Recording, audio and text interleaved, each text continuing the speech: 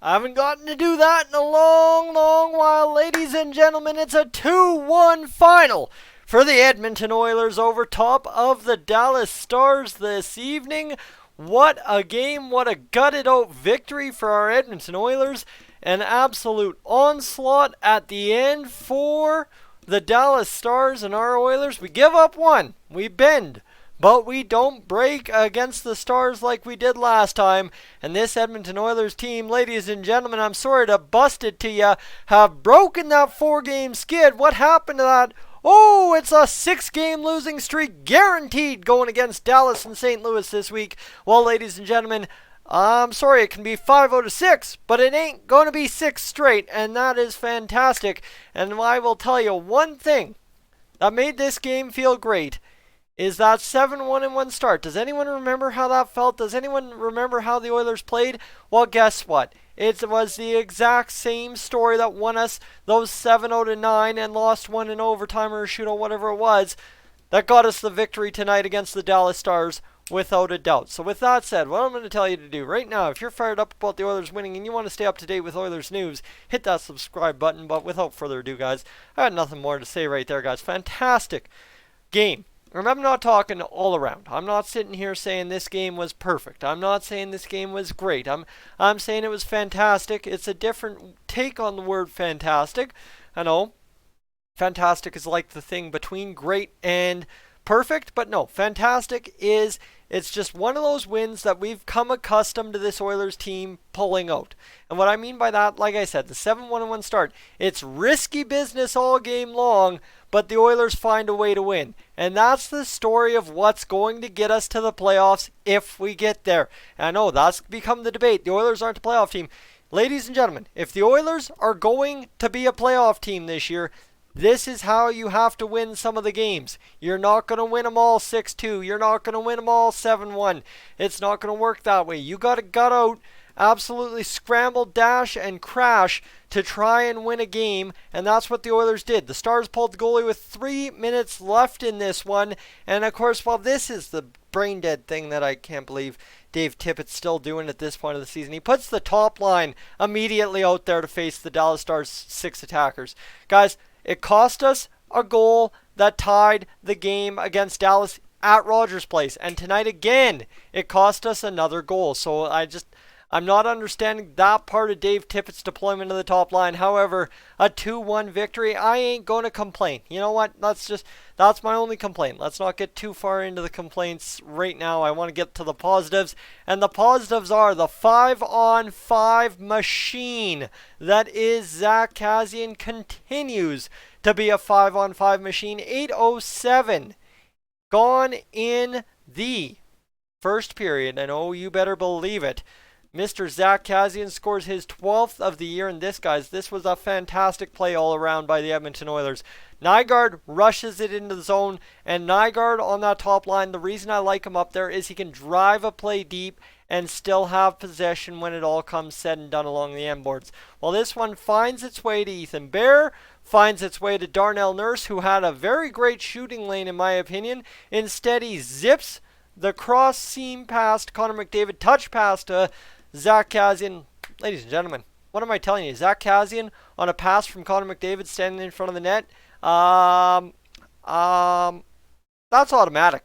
That's automatic, guys. That's absolutely automatic. So for Zack Kassian, his 12th of the year in the Edmonton Oilers, get the job going right there with a 1-0 victory. Okay. Well, you know what? We kind of saw that against Dallas and Rogers Place. Tell me something different, Tyson. How about this Dallas Stars team had a problem all night with the power play for the Edmonton Oilers because they just kept giving them to him. Like, the Stars couldn't get out of their own way. I know I said that about the Oilers the past few games. Well, tonight it was the Stars that couldn't get out of their own way on the way to taking penalties. They took several. Here, I'll get you the stat. I'm talking about it right now. Might as well tell you the stat right now. The Oilers had 6 power plays tonight. Yeah, sure, they're 1 for 6, but Leon Draisaitl gets his 21st of the season. Alex Chiasson, the niftiest play I have seen on the power play in front of the net this season by a right-hand shot. I know Alex Chiasson's the only right-hand shot on the top of the power play, but forgive me. Forgive me if it's still the niftiest right-hand shot play in front of the net I've seen all year. To Draisaitl, it was a nice low shovel pass into Chiasson's wheelhouse from Connor McDavid, and then Alex Chiasson backhand like turnaround 45-degree spin, gets it over to Draisaitl, who guys, that's the weapon on the power play right there, and that's why Draisaitl has 6 power play goals this year. Well, then you know what, I said I wasn't going to complain because I had to save the complaining for right now, because that second period, ladies and gentlemen, the wheels fell off the bus. And when I'm talking about risky business, it's risky business winning a game like this, but the Oilers have found a way to do it this year, and the risky business being that they just stopped shooting the puck. They just weren't grinding it out quite as hard. Sure, they were on the power play quite a bit that period. They had 2 power plays, and yeah, sure, okay. And guys, actually, fun fact, there were a total of 7 tripping calls tonight. Woo! There were only 2 other penalties for anything other than tripping.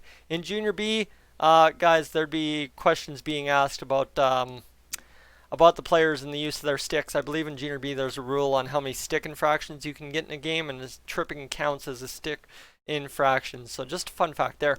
However, you know what? Okay, second period, it's a dud. Third period, the Oilers, they get it going a bit more. They start surviving. They start pushing a little bit harder and trying to get the job done.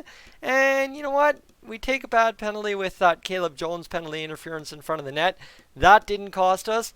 And we play the rest of the period grinding it down, grinding it out. Great effort by all the lines to keep the puck moving, keep the game moving. Yeah, sure, we're getting pressured in our own zone, but it's the Dallas Stars at home trailing by 2 in the third period. It's the same recipe as the Oilers at home trailing by 2 in the third period. They're gonna push back. It's just simple science. And you know what? Sure, Dallas pushed back. They pull the goalie with 3 minutes. Dave Tippett makes that mistake. And bing, bang, boom, Tyler Seguin, who, guys, this guy, I don't know.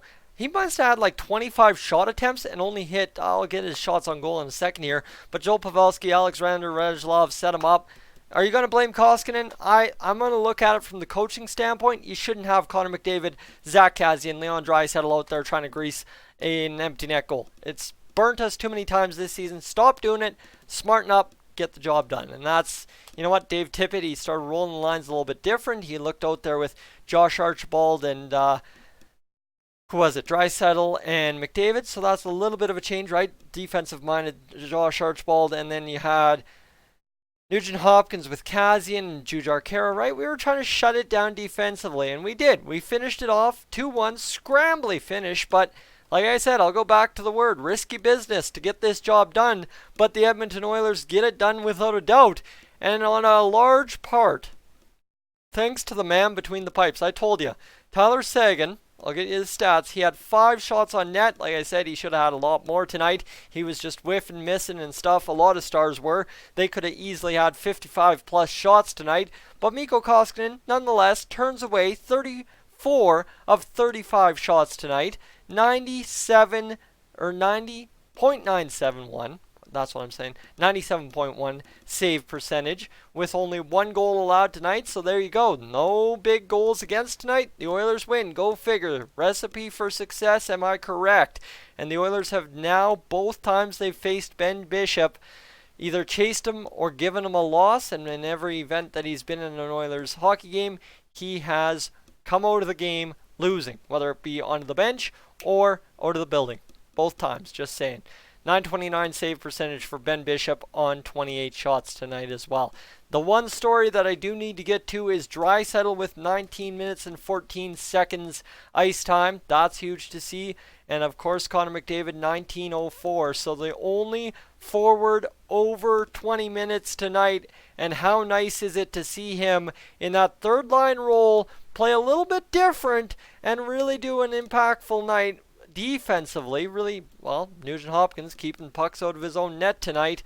How about that? A 23-minute and 3-second effort on the ice tonight. And guys, the Oilers take the victory in Dallas. Like I said, 6-game losing streak. I'm sorry, it was never going to get to that. I just didn't want to curse it. I've cursed it enough times over this losing streak. I didn't want to go out there and throw that out on Twitter tonight. But, hey, job's done. Let's go win some more hockey games. Who's on board?